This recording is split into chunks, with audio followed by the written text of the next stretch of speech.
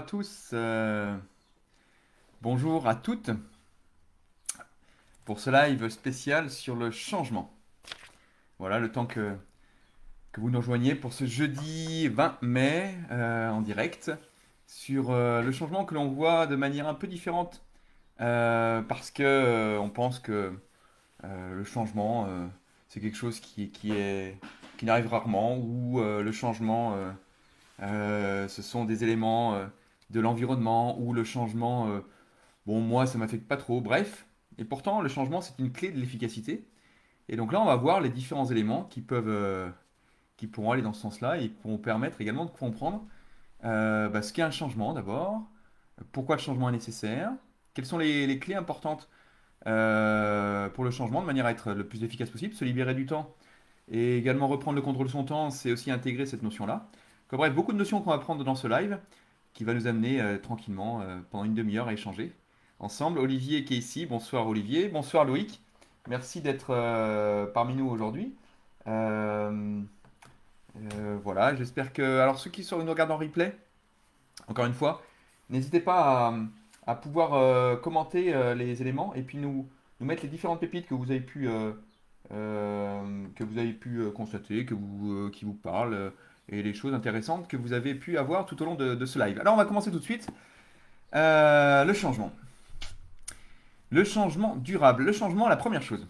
Il y a une chose qui ne change pas sur cette terre, c'est que justement, tout est en perpétuel changement. D'accord? Ce qui est intéressant, c'est que on pense que rien ne change, et puis on est habitué depuis longtemps à ce qu'il n'y ait pas de changement.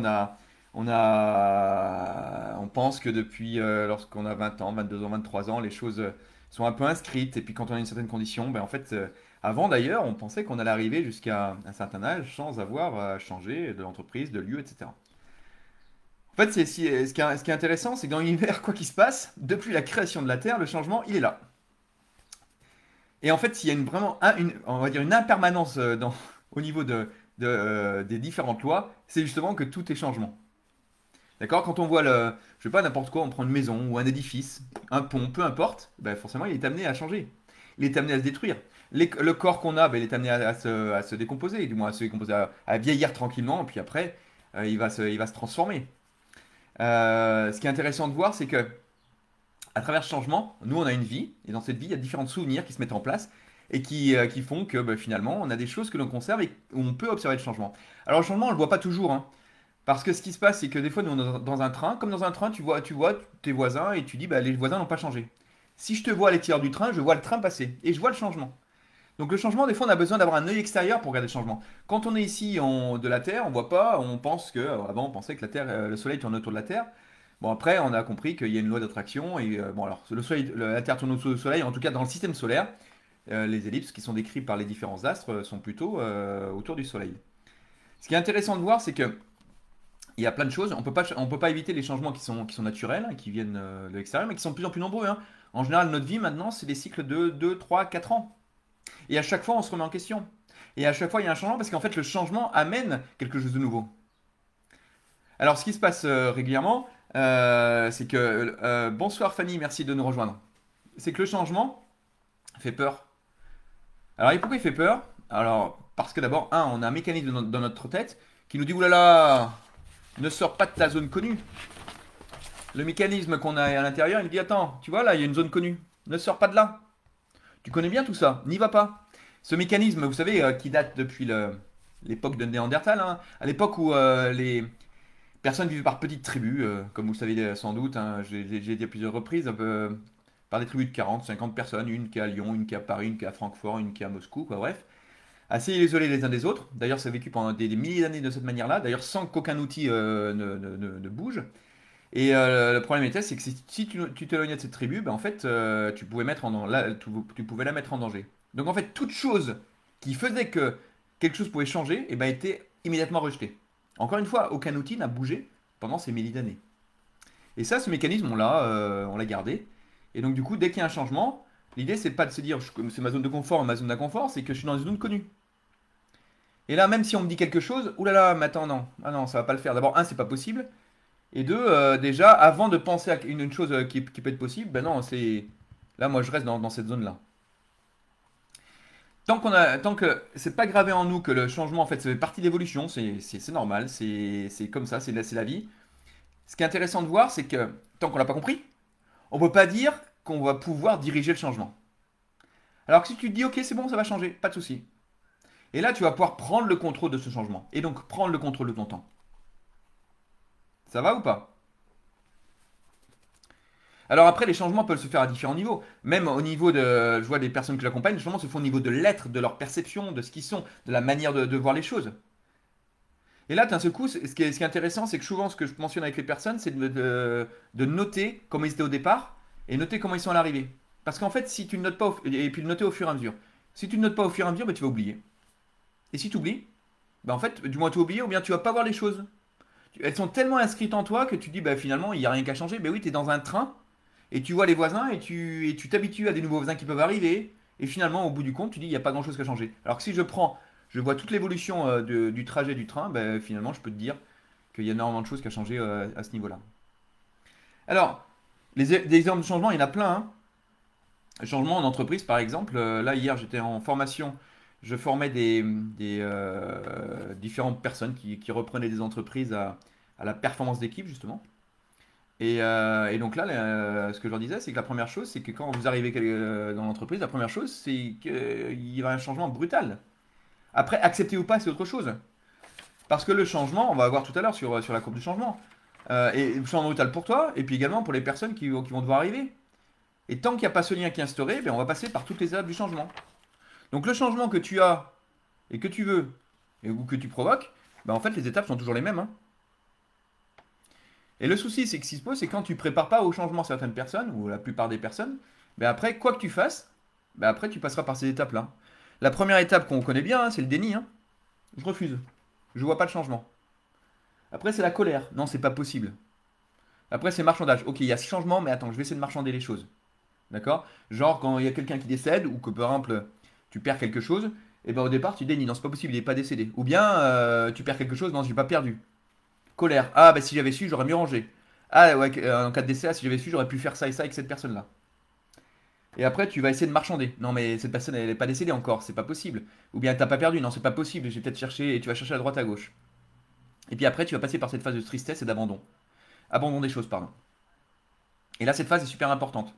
Souvent, c'est là où on donne beaucoup de médicaments quand les gens sont en dépression. Alors, la dépression, par rapport à ça, l'idée, c'est que de toute façon, c'est important de passer parce qu'avant de pouvoir changer, eh ben, si tu es obligé de passer par ce mécanisme-là. Alors, quand c'est perdu quelque chose, ça peut aller assez vite. Quand c'est un être cher, ça peut être un peu plus compliqué.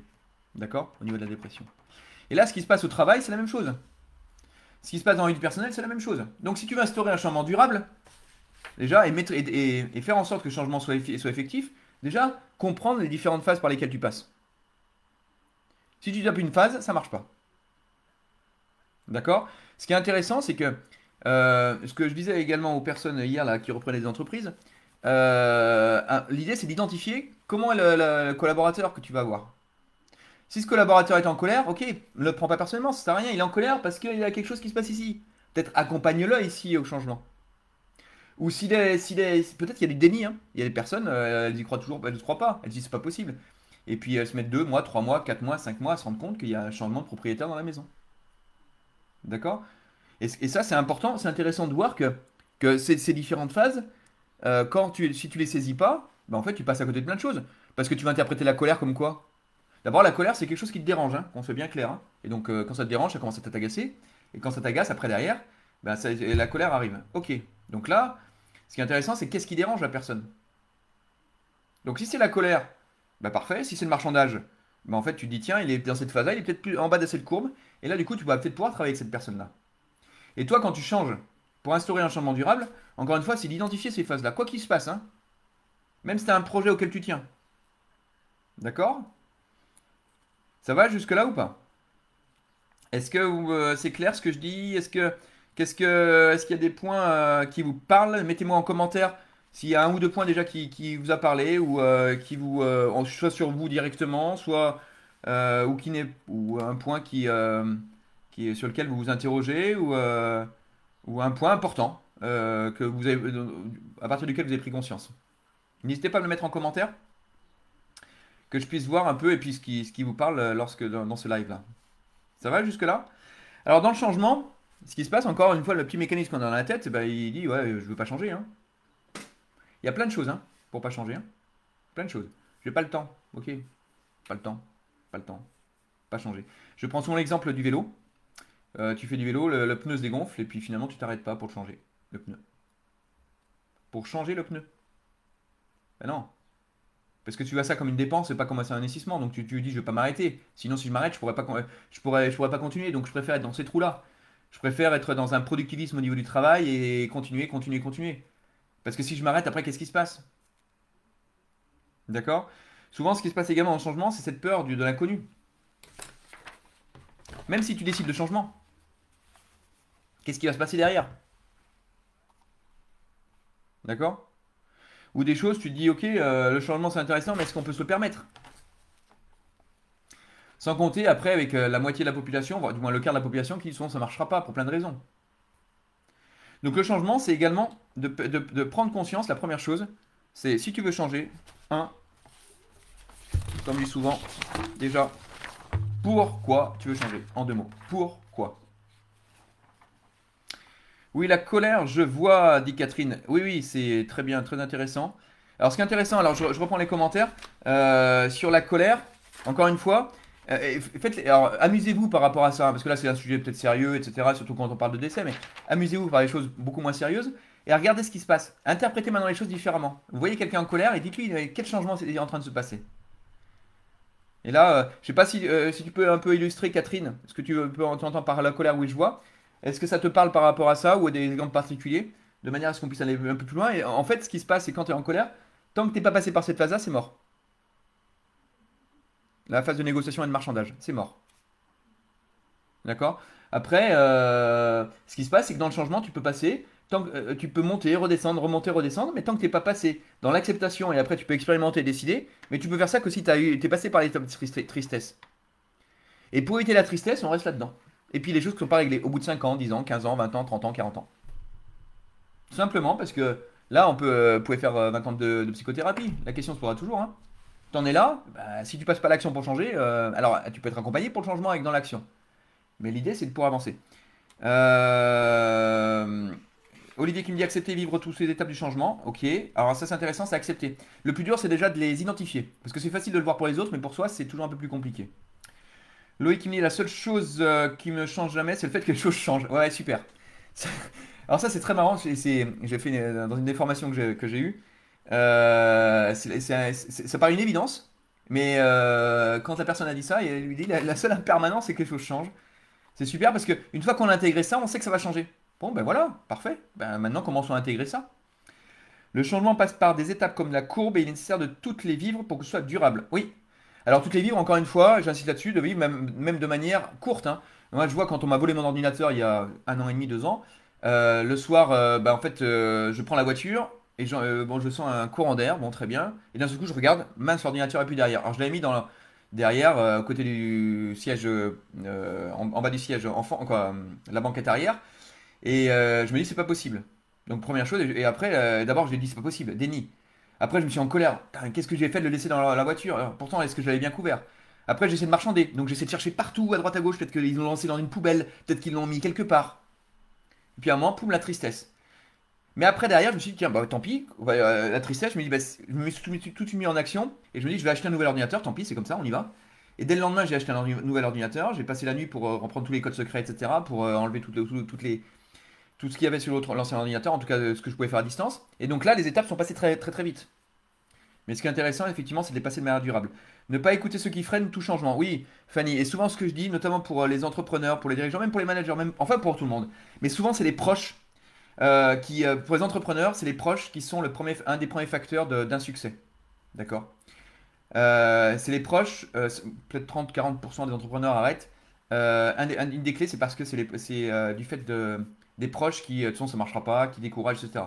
D'où d'ailleurs le fait de se mettre en pépinière, de se mettre ensemble, de pouvoir être dans un environnement favorable et de mettre les toxiques un peu loin. Toxiques par rapport à ça, après, ça peut être des personnes qui sont pas toxiques dans d'autres domaines.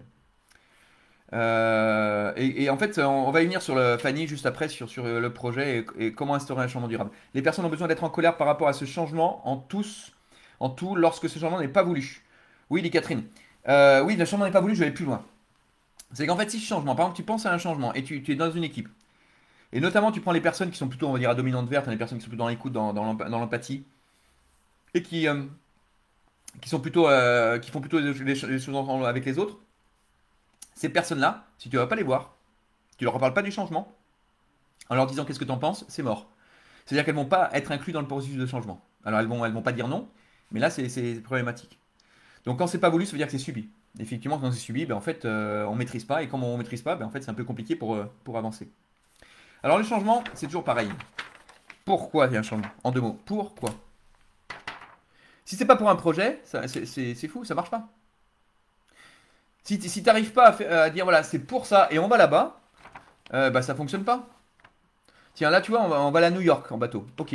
Bon, là, bah, d'un seul coup, tu vas aller à Londres. Mais qu'est-ce qui se passe? Moi, je vais à New York. Ouais, mais regarde, le problème, c'est que si on va à New York, là, je sais pas pourquoi, parce que, tiens, peut-être qu'à Londres, il y avait une manifestation intéressante qu'il fallait peut-être aller voir, ou parce qu'il y a trop d'orage sur la route, ou parce que finalement, on peut plus aller là-bas pour telle ou telle raison, ou bien parce que finalement, je sais pas, pour aller à New York, on a quand même besoin de quelque chose qui va se trouver à Londres, donc on est obligé de passer par là.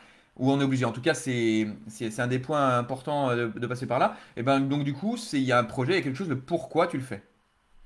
D'accord? Parce que très souvent, ça te paraît tellement évident, mais les autres n'avancent pas de la même manière. Parce qu'ils sont pas dans ta tête, ils n'ont pas avancé.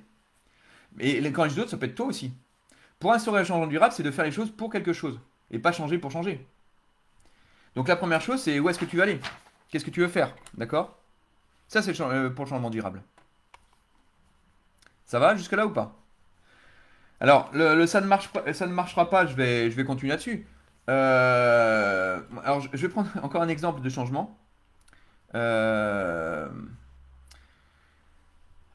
le changement, si tu fais pas pour un projet, ou si tu fais pour quelque chose qui est important pour toi, ou urgent, ça fonctionne pas. Je m'explique, je prends quelqu'un cette semaine qui m'a écrit, qui m'a dit, tu as un super programme qui m'intéresse. Mais finalement, mon budget, je vais l'affecter à autre chose. Pas de souci, il n'y a aucun problème. Là, ce qui est important, c'est que là cette personne-là, alors peut-être qu'il nous regarde et c'est très bien. Ce qui est intéressant, c'est qu'elle a priorisé. L'idée, c'est pas d'avoir un programme intéressant, c'est est-ce que tu as quelque chose, un problème important, et est-ce que tu veux changer? Si tu ne veux pas changer, et si tu dis juste ça serait mieux, ça ne fonctionne pas. D'ailleurs, qu'est-ce qui se passe si tu continues à être comme ça? Rien, eh ben ne change pas, garde ça. Souvent, moi, j'échange avec vous pendant un quart d'heure sur des personnes qui veulent rejoindre des programmes. Et la première chose, justement, c'est de détecter si il y a quelque chose, soit c'est important pour vous, et également, soit il y a un changement. Là, ce qui se passe, c'est, ok, tu veux pas changer, il n'y a pas de souci, c'est tant mieux. S'il n'y a pas besoin, il n'y a pas besoin. Et là, souvent, on se fait des illusions, j'ai besoin de ça, mais pourquoi? Pourquoi? Et là, après, derrière, c'est une question de budget. Ok, mais c'est quoi un budget? Si ça change ta vie, 500, 2000, 10 000, 15 000, 30 000 euros, c'est quoi? Donc toute l'idée, c'est ça. Une voiture, par exemple. Tu as besoin d'une voiture. Ou une chaudière qui pète. Tu as besoin d'une chaudière. Bah ok, bah, autrement tu as froid. Ça dépend de ton degré de tenue au froid, hein. Si tu tiens beaucoup au froid, bah, tu as besoin de changer ta chaudière. Si tu tiens pas, bah, à quel prix tu es prêt à mettre? Et là, on est toujours pareil. Donc l'idée, c'est quand tu me dis le programme est intéressant, moi, limite, c'est très bien, mais c'est parce que je vais pas faire un programme intéressant. Ce qui m'importe, c'est que ce soit important. C'est pas de dire, tiens, tiens, c'est intéressant ça. Et donc quand c'est juste intéressant, tu vas pas le prendre. Tiens, la glace que je vois, elle est intéressante, mais tu vas pas l'acheter.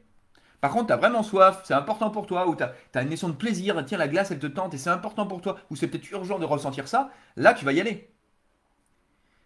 Mais ce qui est important dans le changement, justement, c'est de te dire est-ce que je suis prêt à changer? Et pour changer, c'est important d'avoir une situation, soit une situation que tu supportes plus, et tu dis maintenant c'est fini, soit quelque chose où tu rêves, et là c'est la première chose, ça, c'est le plus important, c'est de dire où je rêve, et comment je vais y arriver. Et pour installer ce changement durable, c'est important, c'est de pouvoir prendre en compte toutes les étapes qui vont t'empêcher peut-être d'atteindre ce rêve. D'où d'ailleurs, quand on fait les exercices de la projection pour aller vers ton rêve, il y a une question aussi de quelles ressources tu as besoin. Parce que si tu ne le prends pas en compte avant, eh ben forcément en cours de changement ou en cours de périple, bah, tu vas te dire ok, bah, ça marche pas. Bah, tu vois, je te l'avais dit. Non, stop, c'est pas que je te l'avais dit. Parce qu'en fait, ce qui se passe dans la tête, on a le petit ego, le petit mécanisme, hein, qui va tout faire pour que ça marche pas, hein. Il va te dire, mais non, on n'y va pas. Ah non, ça ne marche pas. Ah non, et si, et non, et ça, et non, et ça. Parce qu'en fait, il te protège. Il veut que tu restes dans ta zone connue. C'est normal. C'est un mécanisme que l'on a. Vous connaissez bien l'histoire vous connaissez bien des amis ou d'autres personnes hein, qui habitent, je sais pas, qui habitent à Paris par exemple, et qui disent, ou en banlieue parisienne, et qui disent je vais aller à la montagne, ou je sais pas, où je vais aller en province, ou je sais pas où. Et là, ils ont tout prévu, au dernier moment, ils y vont pas. Pourquoi? Parce que ce qui se passe, c'est que là, ils sont installés là-dessus, ils connaissent que ça. D'accord? On dit souvent des gens chanceux qui sont toujours chanceux. Mais non, quand tu es dans une activité, ou quand tu es dans un état d'esprit, mettons dans le bonheur, bah, tu ne connais que ça. Donc finalement, tout ce que tu fais, tu vas aller dans cette zone-là. Et toute l'idée, c'est d'agrandir cette zone connue. Mais la première chose, avant ça, avant le changement, c'est de dire, ok, ça c'est possible. C'est possible pour des autres, c'est plus possible pour moi. Et donc à ce moment, je veux changer. Et donc, à quoi tu rêves? Et une fois que tu rêves, eh ben, c'est parfait, tu commences à changer. Une fois que tu as pris en compte les ressources et les obstacles qu'il pouvait y avoir, parce que qu'est-ce qui va t'empêcher de faire ça? Pour qui ça va être embêtant? Une fois que tu identifies les personnes qui peuvent se mettre en travers de la route, ben après tu vas construire des stratégies pour pouvoir éviter ça. Sinon après, la première chose, ben, le changement ne marche pas. Les personnes qui me disent par exemple, moi j'aimerais bien faire du sport, j'y arrive pas. Ben oui, ben, comme je dis à chacun, allez suivre des formations, pas de problème. Les formations, vous allez prendre une journée de formation, vous allez apprendre plein de choses, et à l'arrivée vous n'appliquerez pas. Ben oui. De toute façon, le business des formations, c'est de faire des formations pour des formations, hein. C'est normal parce que sinon tu ne reviendras pas. Donc ça, c'est leur business. Mais ce qui est important, c'est de faire une vraie formation accompagnement qui permet de travailler en interne et de t'instaurer le changement. Si tu ne descends pas sur toi, c'est comme ce qui est important pour moi, c'est quoi mon rêve, ça ne fonctionnera pas. Si le changement n'est pas instauré, et en plus le changement n'est pas partagé. Donc comme disait Catherine, hein, si le changement n'est pas voulu, peut-être s'il n'est pas partagé. Tu changes de projet, c'est quoi le projet partagé avec tes équipes? C'est quoi le projet partagé avec tes amis? Si tu ne partages pas, alors le projet partagé, c'est pas de dire un projet et te dire tu es d'accord avec moi. Non, c'est un projet partagé, voilà, j'ai ça, on va à New York, ok. Bon, on va se mettre assis à table. Est-ce qu'on va là-bas et qu'est-ce qu'on va y faire? Après, s'il y a des chemins qui divergent, mais il y a deux projets qui divergent, ben vous vous séparez. Bon, après, vous pourrez retrouver. Mais ça sert à rien de garder quelqu'un dans une entreprise qui a un projet différent. D'ailleurs, quand je travaille sur les projets avec les entreprises, souvent c'est là où il y a des personnes qui ne sont pas forcément bien en phase, qui vont trouver autre chose et qui ne s'identifient plus. Donc du coup, très naturellement, elles vont trouver une autre voie et puis elles vont pouvoir trouver quelque chose qui est plus intéressant pour elles ailleurs. Et donc du coup, il vaut mieux se recentrer sur des personnes qui suivent le projet que faire quelque chose avec un savoir-faire, finalement qui n'avancera pas. Donc, ce qui est important, c'est pourquoi le changement. Ça va jusque-là? Est-ce que par rapport à ce que j'ai dit, est-ce qu'il y a déjà encore des points qui viennent vous parler ou un point que vous souhaitez que je, sur lequel j'insiste avant qu'on aille sur la conclusion par la suite, sur la conclusion sur l'efficacité, sur le changement durable? Est-ce que, bon voilà, n'hésitez pas à les poser, à continuer à mettre les points qui vous ont intéressé dans ce que je viens de dire, et ou bien un point qui vous parle. Ça, c'est important. Très important pour moi, savoir les points qui vous parlent. Même en replay, hein, encore une fois, j'insiste là-dessus. Alors, c'est très intéressant. Les derniers lives, il y a beaucoup de personnes en replay qui ont mis des commentaires. Et tout est lu. Et puis également, ça permet d'échanger, de voir où vous en êtes. Parce qu'encore une fois, c'est pour vous que je fais tout ça. Parce que moi, je le sais. Donc, à la limite, parler dans une caméra, c'est important. Il n'y a pas cette interaction. Donc, c'est vraiment important d'avoir ça en face, avoir l'information de votre part. Et en tout cas, je vous remercie pour ça parce que ça permet de pouvoir continuer et prolonger les échanges et puis de vous proposer d'autres choses qui peuvent vous intéresser par la suite. Euh, est-ce que c'est clair? Alors le temps que vous écriviez les commentaires par rapport à ça, juste je reviens par rapport à certaines raisons que vous avez pour pas changer, qui empêchent, ou plutôt qui empêchent le changement durable. Souvent, quand vous voulez changer, la première chose que vous dites, quand vous rêvez, vous dites ouais mais je peux pas. Stop. Avant de dire je peux pas, à quoi tu rêves? T'as envie de faire quoi? Et après, derrière, tu peux voir où t'en es. Si tu commences à dire je peux pas, ça marche pas. Alors là, comme je te dis comme ça, tu vas me dire ok, c'est clair. Non, c'est pas si clair que ça. Parce qu'en fait, de nombreuses personnes que je vois et que j'accompagne, c'est toujours pareil. Mais moi, j'étais le premier qui faisait ça, hein. Encore une fois, je suis ni au-dessus ni en dessous. J'ai pas la vérité absolue, donc qu'on soit bien clair par rapport à ça. Mais c'est facile de voir de l'extérieur.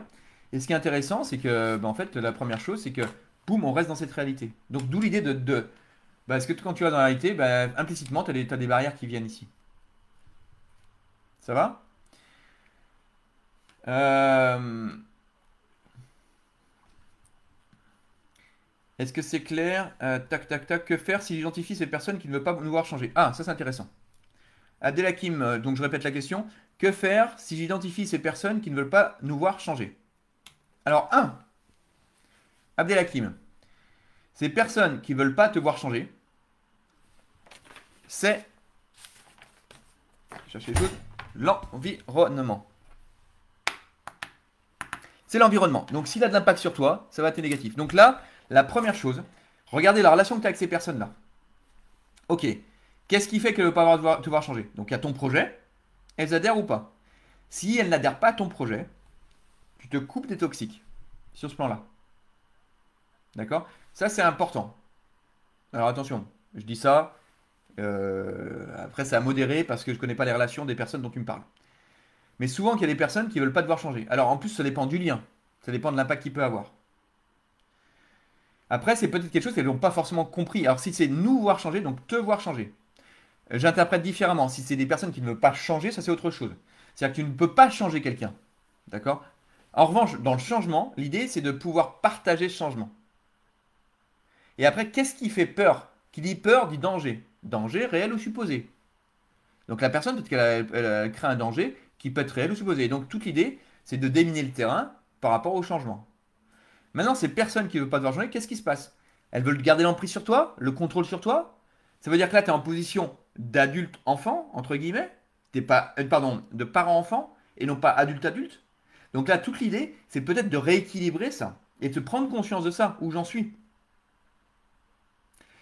Et après, la question qui se pose, c'est à chaque fois, qu'est-ce qui fait que tu veux pas que je change? Peut-être pareil, il y a certaines peurs, certaines craintes, et de regarder derrière. Est-ce que ça te parle, Abdelhakim, ce que je suis en train de dire? Et ces personnes qui veulent pas que tu changes, peut-être qu'elles ont des intérêts aussi divergents.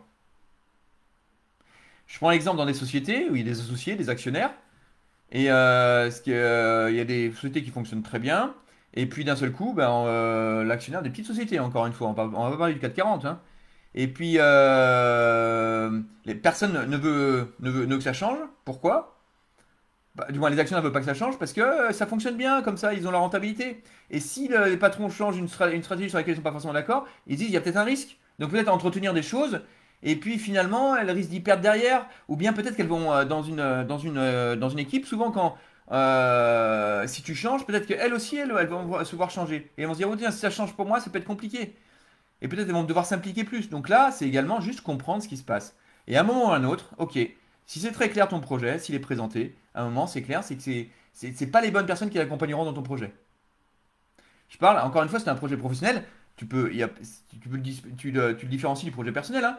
Tu as un projet pro, tu veux faire quelque chose, et ben ces personnes-là, même si elles sont très proches de toi, et ben en fait, alors après, bien sûr, si c'est le projet de couple, c'est encore autre chose, hein, je vais pas du tout sur ce terrain-là. Mais si c'est un projet avec des proches, et ben en fait, si ça n'a pas d'impact sur ta vie personnelle, c'est un projet parce que là, tu as besoin de t'accomplir, et ben en fait, tu le fais, voilà. Et puis après, tu auras un autre projet personnel avec eux. Oui, l'environnement peut te faire culpabiliser, Fanny. Oui, bien sûr. Ben oui, ben oui. Eh ben, ils sont champions du monde, hein, Fanny, je te rassure, hein. Et c'est valable pour tout le monde, hein. L'environnement, de toute façon, encore une fois. Et là, je parle aussi également pour les dirigeants, alors dirigeants, entrepreneurs, peu importe. Souvent, les personnes qui peuvent l'accompagner, c'est les personnes proches. Mais c'est un des paradoxes du dirigeant. Ces personnes qui sont les plus proches ne peuvent pas t'aider. Elles ne peuvent pas t'aider. Et c'est les personnes qui subissent le plus ou qui sont le plus proches qui sont les moins compétentes. Donc ce qui est important, alors et là on a ça d'un côté, puis d'un autre côté, c'est l'environnement qui va dire attends, et tu fais quoi là? Et tu te rends compte ce que tu peux avoir? Tu te rends compte ce que tu as déjà? Est-ce que tu te rends compte ta zone connue? Oh, tu te rends compte la chance que tu as, mais qu'est-ce que tu vas faire là? Attends, stop, t'as qu'une vie, hein. Si ton rêve est là, à un moment, il y a eu un impact, notamment dans l'adolescence, dans la jeunesse, où on t'a mis des choses, on t'a peut-être mis dans une voie, et puis ma fille, tu feras ça, ok. Ou bien par sécurité, parce que tu as eu des événements de la vie qui ont été particuliers, tu as vécu des choses difficiles, douloureuses. Donc là, du coup, tu souhaites garder certaines choses. Et tu dis, tu as peur du changement. Ok. Là, il y a des choses. Et puis encore une fois, je ne suis pas là pour juger. Simplement, regarder les choses. Et à un moment, l'environnement va dire, attends, et soit. Il y a combien de personnes qui donnent des conseils? Ah, ils sont champions du monde pour donner des conseils, hein. Puis après, il n'y a personne qui est là, hein, pour les appliquer, hein. C'est pour ça que l'idée, encore une fois, c'est d'être fort. Et c'est ce qu'on fait dans le CSP, ou dans les programmes que j'aime, et notamment le CSP, où les personnes sont ensemble, et il y a une bienveillance qui est là, on parle de choses ensemble, et là, on peut livrer les choses sans avoir des éléments négatifs. Alors forcément, on est tous les personnes qui souhaitent changer. Donc là, ça aide.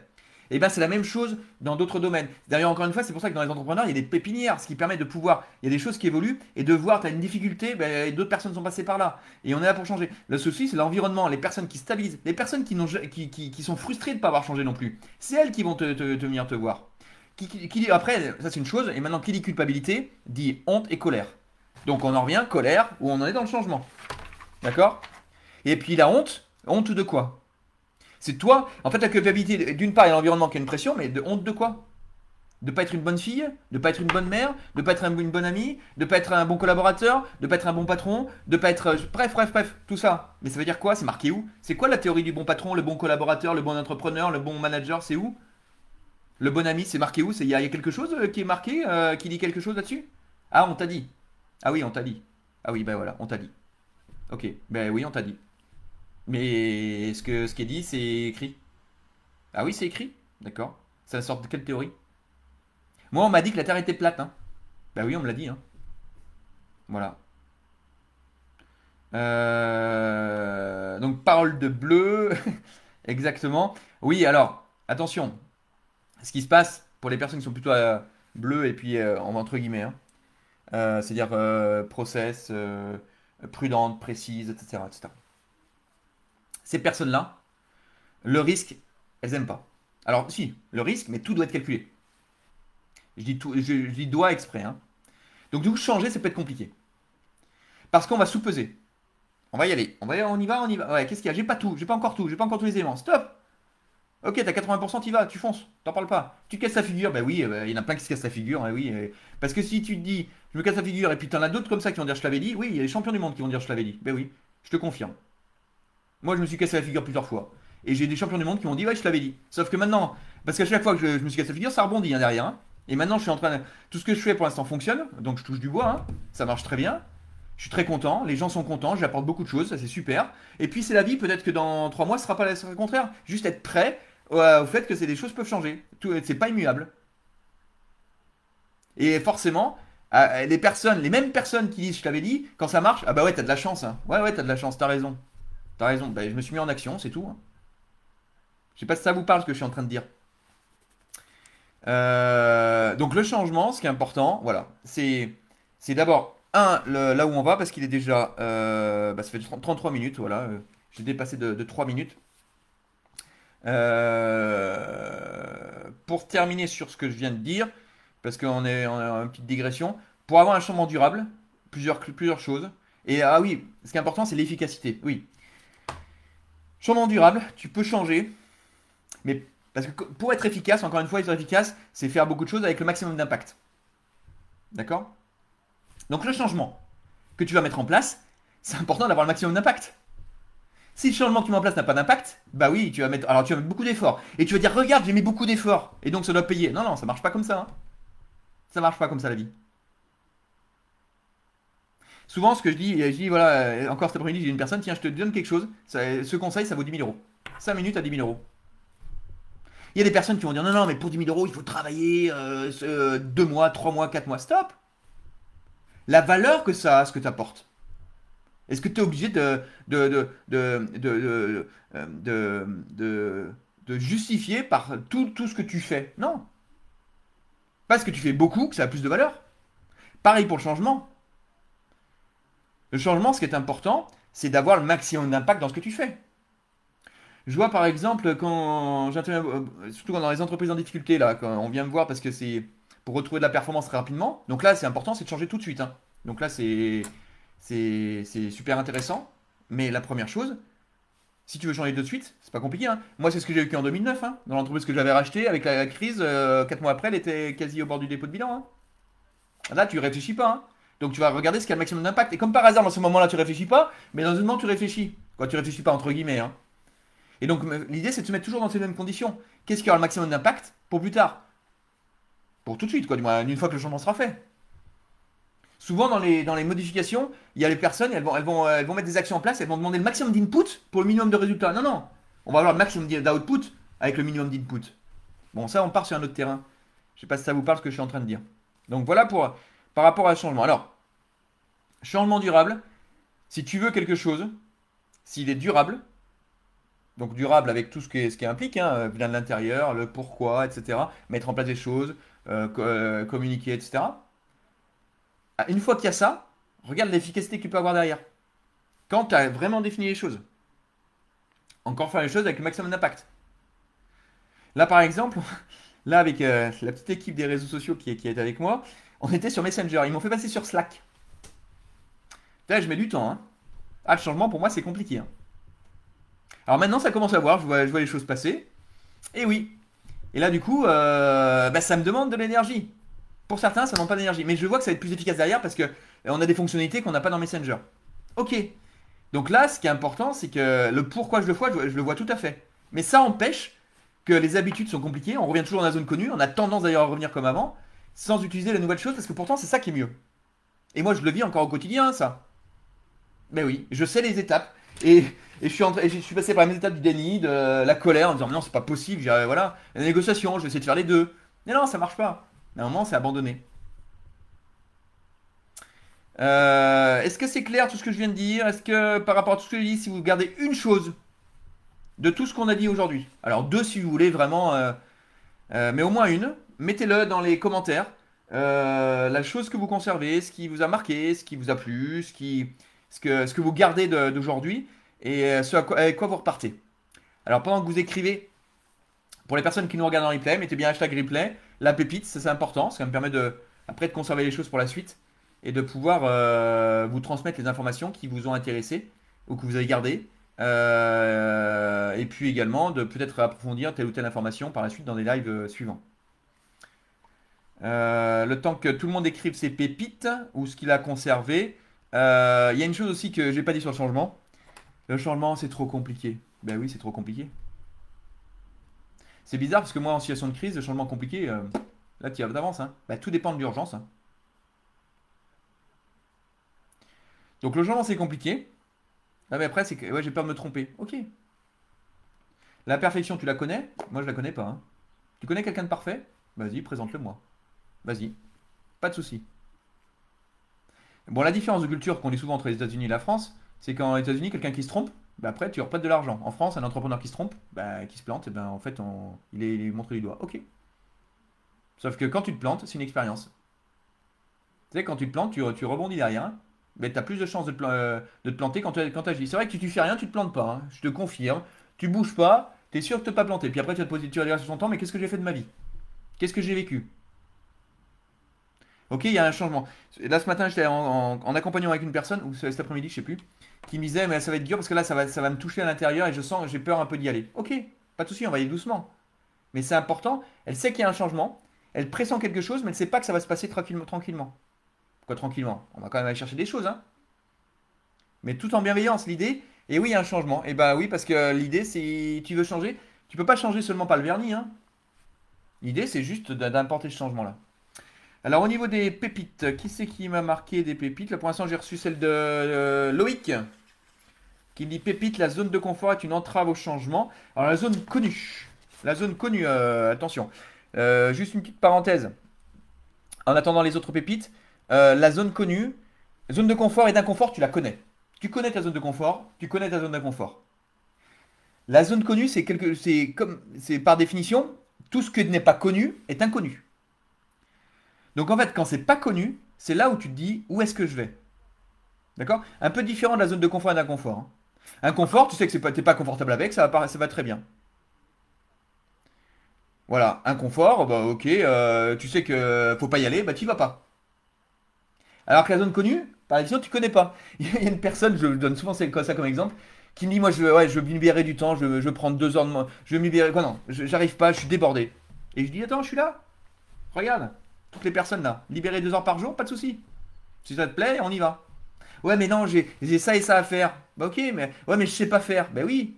Mais je lui dis si tu savais faire, tu serais pas là en train de discuter, tu aurais résolu. Parce que tu es dans ta zone connue. Et là, c'est compliqué à le prendre, cette personne pourtant qui me connaissait. Ben en fait, et même, elle n'a pas encore intégré qu'il y a une possibilité que ça puisse exister ailleurs. Parce que dans sa tête, elle n'a pas défini ça. Dans sa tête, c'est pas possible. Mais c'est comme ça. C'est pas grave, hein, on est tous pareils, hein, à des degrés divers. Accepter de vivre le changement et s'adapter aux difficultés. Ah oui, Karen, ouais, ouais. Ça, c'est. Bah oui, oui, parce que le vivre le changement, de toute façon, c'est que ça toute la vie. Toute la vie, c'est des changements, ça tourne tout le temps. Et puis il n'y a qu'à regarder l'évolution des enfants, ça change tout le temps. Donc voilà.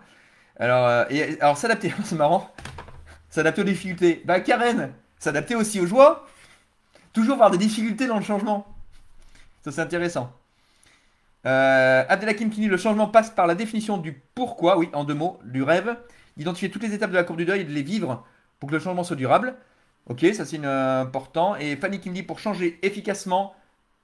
Alors, oh Fanny, ne pas avoir peur de souffrir. Ouais, alors, oui. Alors, Fanny, j'entends, mais on peut l'interpréter différemment. Peur égale danger, réel ou supposé. Est-ce que tu vas réellement souffrir? En fait, ce qui fait souffrir, c'est peut-être d'abandonner des choses et de regarder d'autres choses et de te séparer de certaines choses. Donc là, il y a une tristesse et tu te sépares. Et quand la tristesse arrive, c'est que la chose est passée. Donc c'est plutôt de passer par cette étape de tristesse, d'accord? Qui fait souffrir intérieurement. Mais en fait, on n'est pas je suis pas en train de dire que il faut souffrir pour changer, hein. J'utilise le il faut exprès, hein. Euh, non. Alors maintenant, t'as pas besoin de souffrir pour changer. Non. Parce que quand tu as un projet qui te plaît, tu as envie d'aller là-bas, d'un seul coup, ça va prendre le dessus. Et très naturellement, tu vas y aller. Mais c'est intéressant. En tout cas, merci en tout cas pour cette pépite. Fanny, alors peut-être que de cette pépite que tu as notée. En tout cas, merci beaucoup à tout le monde d'avoir suivi. Merci pour ceux qui vont regarder en replay. Je vous souhaite une bonne soirée et puis à la semaine prochaine, même jour, même heure. À bientôt, au revoir.